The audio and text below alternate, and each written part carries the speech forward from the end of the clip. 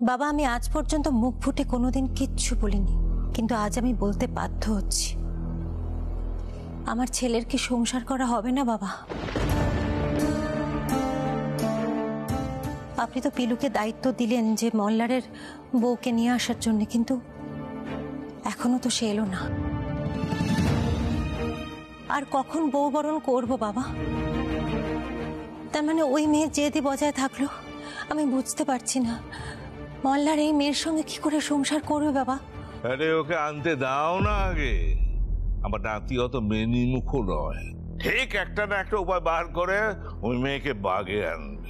বাবা, তাতে তো আবার আহিরের মানে লাগবে, তাই না? তার চেয়ে দাদার সাথে আলোচনা করে একটা ফয়সালা করলে হতো না? বাবা, তোমরা সবাই মিলে দাদুকে বিব্রত করছো কেন বলো তো? আর মা, শোনো, দাদু যে উপায়টা বার করেছে তাতে সাপও মরবে, লাঠিও ভাঙবে না। পিলু কিন্তু কম জেদি মেয়ে নয় মা। আমি জানি ও কিছু একটা কৌশল করছে। তোমরা ভুলে যেও না, পিলুই কিন্তু আমাকে ধরে ফেলেছিল।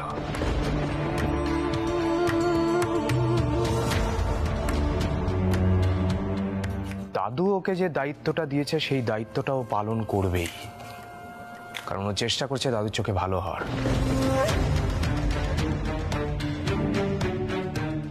যেমন রিজুলা ম্যামের কাছের মানুষ হয়ে ম্যামকে বোকা মানিয়ে পিঠে ছুরি মেরেছিলাম,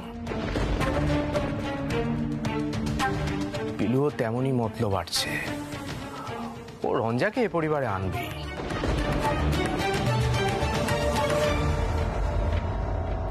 আমি কোনো মতলব আটছি না।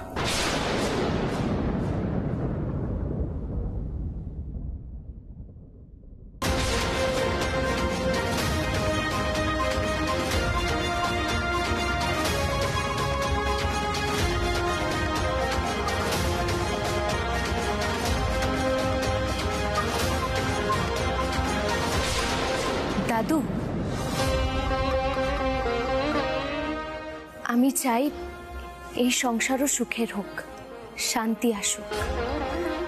আমি সেই চেষ্টাই করছি দাদু। যদি কোনো পরিবারে যথেষ্ট সুখ শান্তি থাকে, তাহলে কি আর অন্যের খারাপ দিকটা নজরে পড়ে? পড়ে না।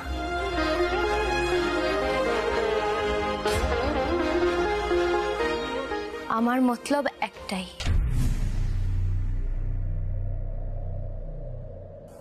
আমি চাই আমার বাপের বাড়ি আর শ্বশুর বাড়ির মিলন।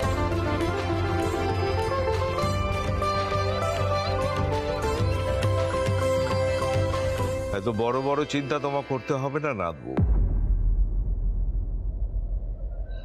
বাড়ির বউরাই যদি এসব শান্তি স্থাপনের কাজে লাগে, তাহলে সংসারের কাজটা কখন করবে? মল্লারের বউ কোথায়? তাকে আনতে পেরেছো?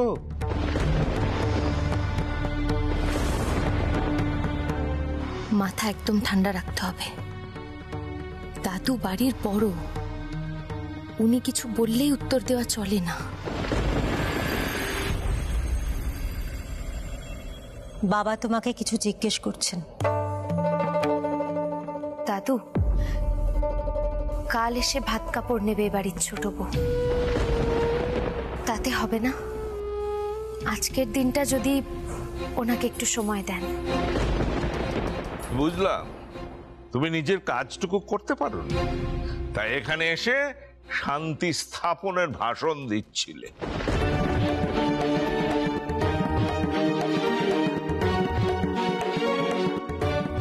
দাদু, ছোট মুখে বড় কথা বলছি, আমাকে ক্ষমা করবেন। কিন্তু আপনি বলেছিলেন আমার ছোট যা যেন এসে এই বাড়িতে ভাত কাপড় নেয়, সেটা দেখতে। কাল আমার ছোট যা ঠিক আসবে। তার মানে আজও গৃহপ্রবেশের আচার অনুষ্ঠান হবে না? বাবা, বাবা, আমার ছেলের তো কল্যাণ অকল্যাণ বলে একটা ব্যাপার আছে, বলুন। মল্লারের কোনো অকল্যাণ হবে না ছোট বৌমা।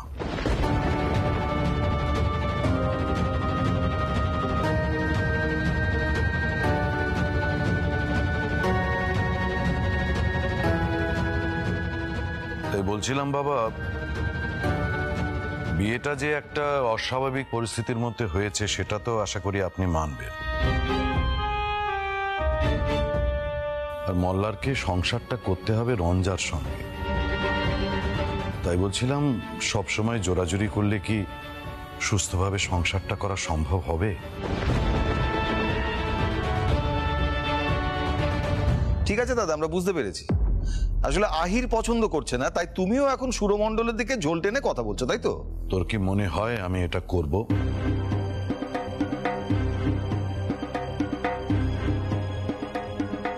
ঠাকুরপো, সংসারের শান্তিটা তো বজায় রাখতে হবে। আমরা তো বড়, বাবা আছেন এখানে। রঞ্জার আর মল্লারের সংসারটা যাতে হতে পারে সেই চেষ্টাটুকুই তো করছি আমরা সকলে মিলে।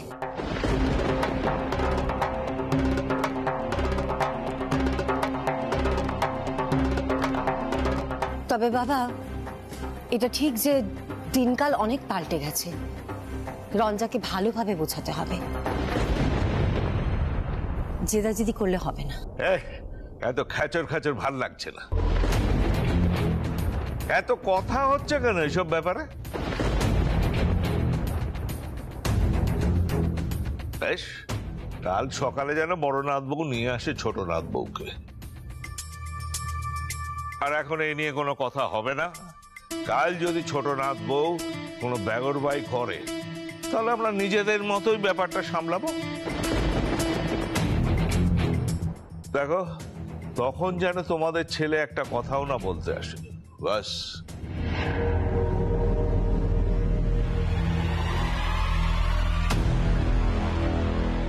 এখন রাতের খাবার বন্দোবস্ত করো, সবাই যাও। মল্লার, ধরবি বাবা, পায়ের ব্যথাটা এত বেড়েছে না। চল চল। হ্যাঁ, আজ রাতে আমি লুচি খাবো, ভাত খাবো না।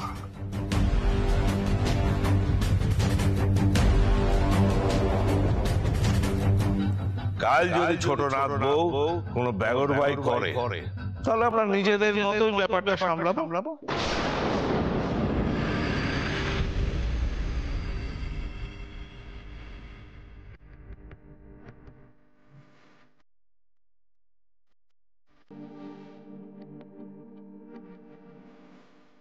দাঁড়াও,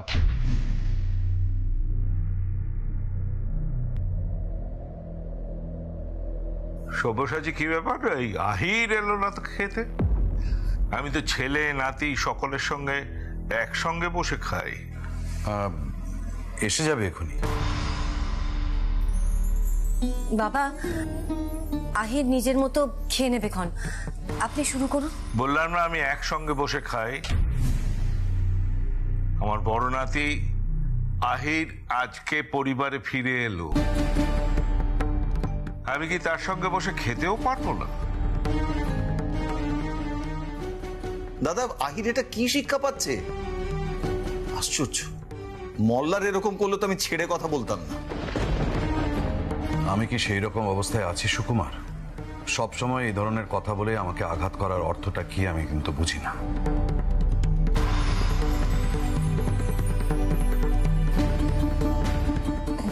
মল্লিকা, যা গিয়ে আহিরকে ডেকে নিয়ে আয়।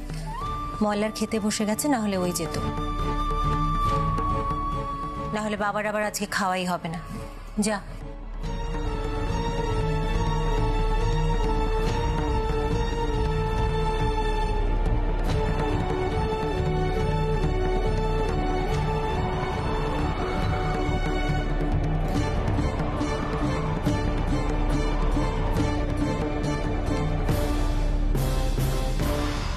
তোমার ছেলেও তোমার ধাতি পেল, বউয়ের কথায় ওঠবোস করে। মল্লিকা বড় নাত বউকে সঙ্গে নিয়ে গেল। ভালো ভালো, কত কিছু দেখতে হবে এই বয়সে, জানি না।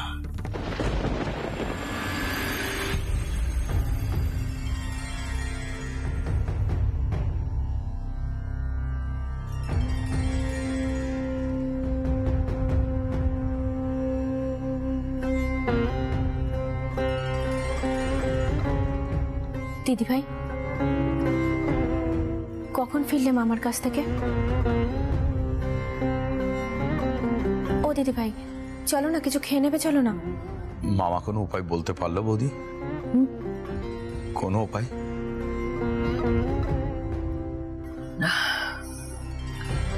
এই ঋতু, বলছি সোহিনী যে খাবারগুলো দিয়ে গেল সেগুলো বার গিয়ে অনেক রাত হয়ে গেছে।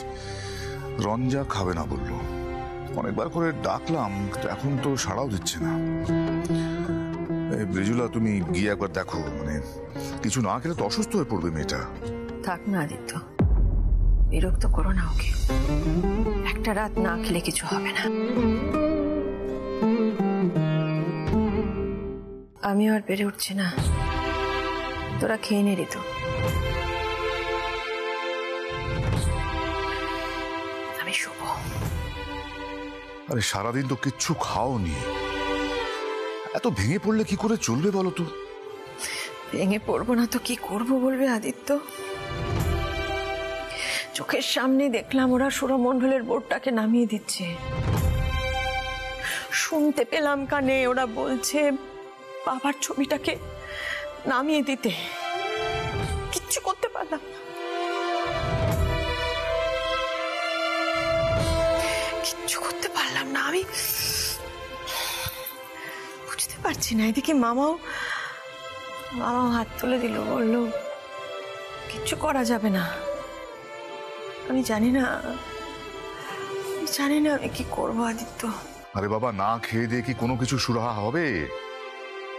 বলছিলাম বৌদি, আমরা তো আছি, তুমি এতটা ভেঙে পড়ো না। সুরমণ্ডলটাকে ওই মল্লার লুটে নিল উদয়।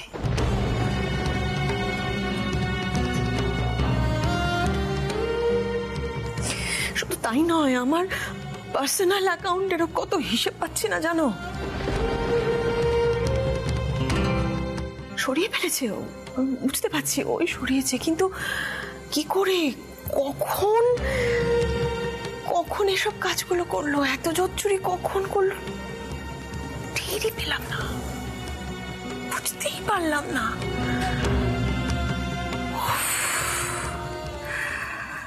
আমাদের লাইফস্টাইল পুরো বদলে ফেলতে হবে উদয়। নিজেদেরকে পুরো পাল্টে ফেলতে হবে। বুঝতে পারছি না কি হবে, আমি জানি না কি হবে। রিজুলা, আমি এখনো বেঁচে আছি, পরিবার প্রতিপালন করার ক্ষমতা আমার মধ্যে আছে এখনো। তুমি এখন খাবে, চলো ওঠো ওঠো।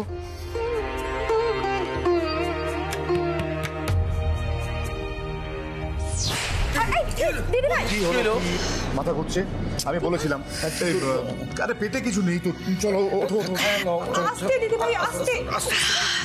ঠিক আছে ঠিক আছে, না ঠিক আছে, আমি ধরতাম, ব্যস্ত হবে না তোমরা। ঠিক আছে ঠিক আছে। কি হইতেছে? তো মহাবিপদ। আরে এইভাবে চললে তো সবাই অসুস্থ হয়ে পড়বে।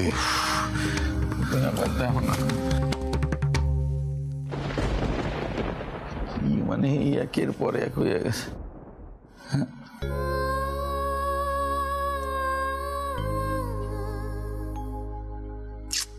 জানেন,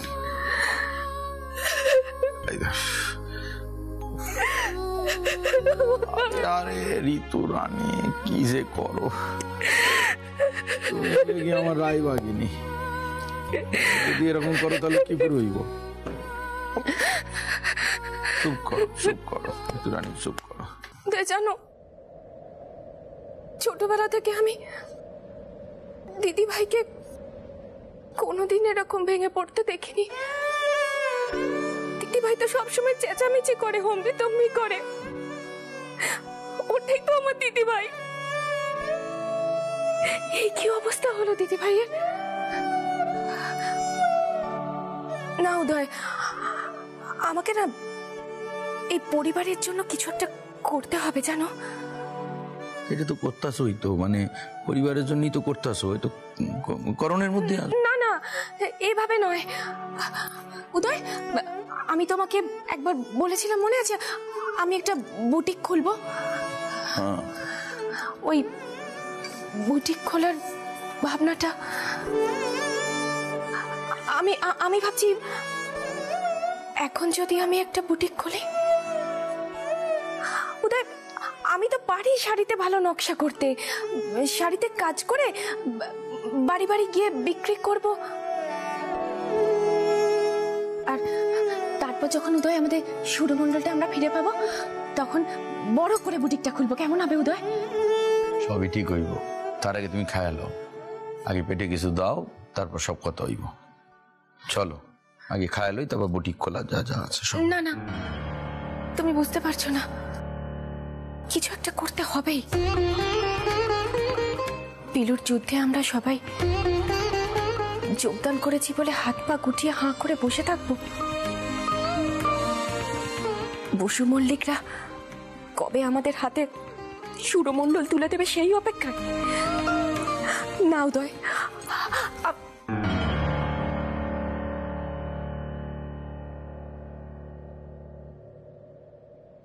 এই লোকটা দ্বারা কিচ্ছু হবে না।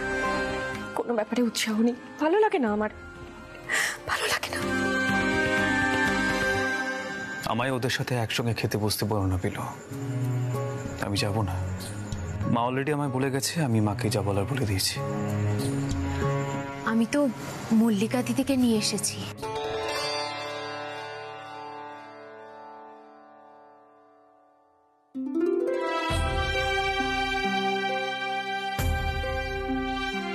মল্লিকা দিদি এসো, তোমার সঙ্গে তো ওস্তাদজির পরিচয় হয়নি।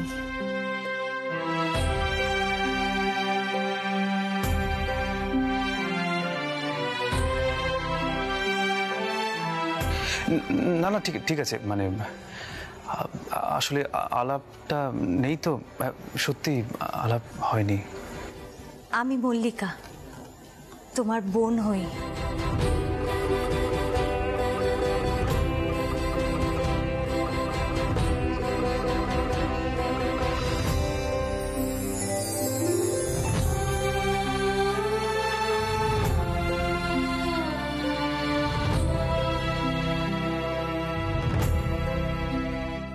আমি বোন হিসেবে একটা আবদার করব, রাখবে? চলো না গো, সবাই একসঙ্গে বসে খাবো। এই পরিবারে যখন এসেই পড়েছো তখন আর একা বসে থেকে ঘরে কি করবে? চলো না।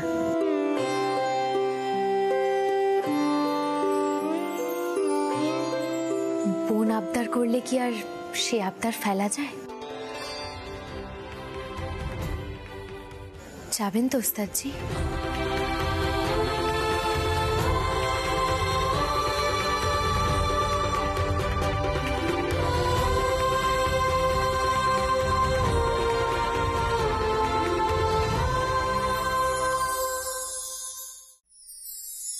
এসো।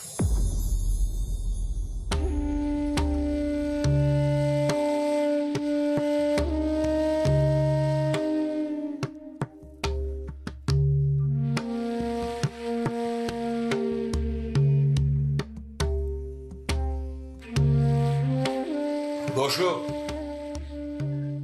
একসঙ্গে খেতে বসতে আপত্তি আছে নাকি তোমার? কি ব্যাপার আহির, এত দেরি করলে কেন? সে কখন থেকে দাদু তোমার সঙ্গে খাবেন বলে বসে আছেন। যখন তোমাকে ডাকতে যাওয়া হলো তখনই চলে এলে না কেন? সব সময় কি তোমাকে স্পেশাল করে ডেকে আনতে হবে নাকি? বসো।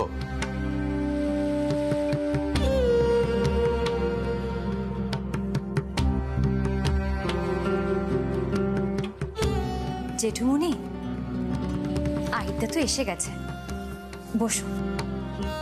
মল্লিকা, নাম ধরে দাদা বলছিস কেন? দাদা ভাই বলে ডাক। আচ্ছা বেশ, তাই বলবো। এসো, বসো।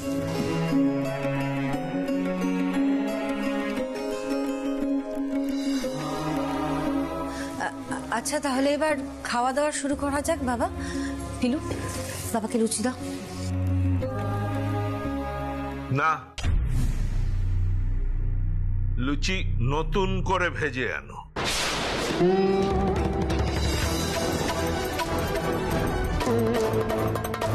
এরকম ঠান্ডা নেতানো লুচি খাওয়া যায় নাকি?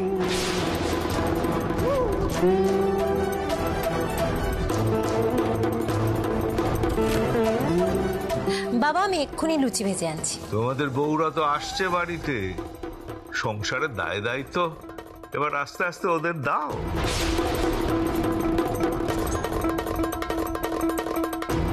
নয়তো তারা শিখবে কি করে?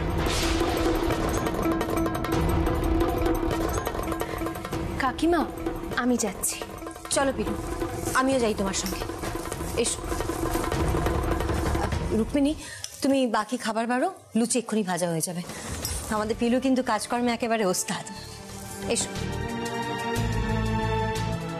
শাশুড়ি যদি বউকে এইভাবে আশকারা দিতে থাকে সব্যসাচী, তাহলে কিন্তু বউরা কিচ্ছু শিখতে পারবে না। যাক, এখনই আমি সবকিছু বলছি না, সংসার ধর্ম শুরু হলে সবাই সবকিছু বুঝে যাবে। জয় মা। বৌমা, কাল কিন্তু বেশ বড় করে ভাত কাপড় আর ওই বউ ভাতের আয়োজন হবে। মল্লারের বউকে নিয়ে আসবে বড়নাথ বউ।